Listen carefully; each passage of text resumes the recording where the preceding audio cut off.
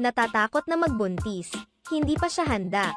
Sa kamakailang episode ng showbiz vlog ng Showbiz Insider at talent manager na si OG Diaz, binigyan niya ng linaw ang mga kumakalat na balita ngayon hinggil sa singer na si Sarah Geronimo.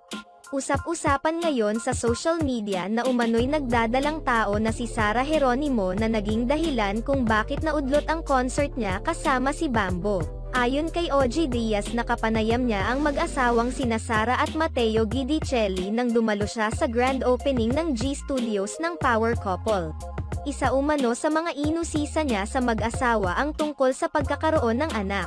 Ipinahayag naman umano ng dalawa na hindi nila pinipigilang magbuntis.